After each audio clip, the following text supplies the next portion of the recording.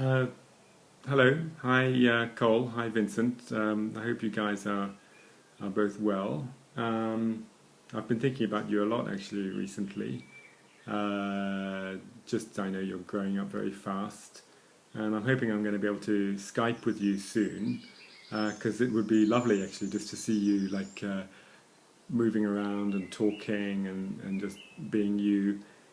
It's lovely to get the photos, which your mums send me a lot actually, and I'm very grateful for that.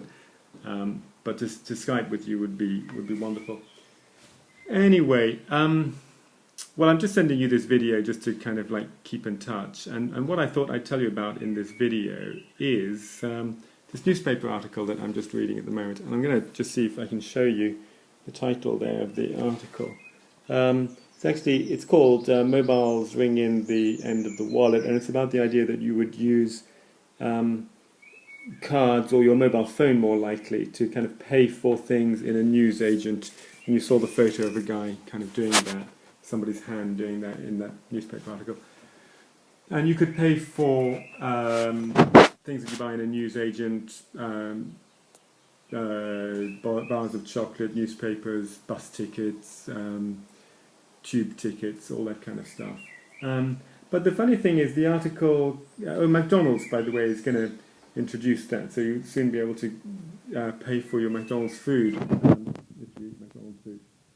But the funny thing is that the article says that the take-up is quite low, and that although the technology has been there for ages, it's kind of just perceived as lack of a need for it. By banks, by customers, by all those people, by mobile phone companies. But anyway, apparently it is finally going to come. There is now some will to introduce that. But one thing that worries me about that sort of technology is the data that gets collected by the people who run the system. And even worse, if that's going to be Google, and it might very well be Google, because it will be integrated with Android, the Google operating system.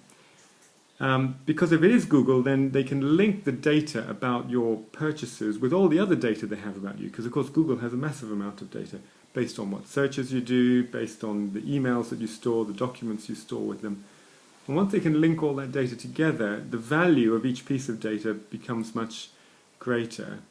And I really do think that this is becoming quite a substantial issue, the question of corporates and the data that they collect about us. In fact, I'm shortly going to be doing a lecture on that, which I call The Future of Privacy. What happens to our privacy as technology continues to... And that's my inaugural lecture, by the way, in the sense that... yeah, it's just something I have to do with work. I can explain that another time, actually, why it's called an inaugural lecture. But it's something that I'm going to get a lot of people to come to, including friends and family, as well as colleagues and experts in the field and all that. And unfortunately, you won't be able to come. Well, you're far too young anyway. And of course, you're far too young really to understand anything about the technology I've been telling you about. But the reason I'm saying that...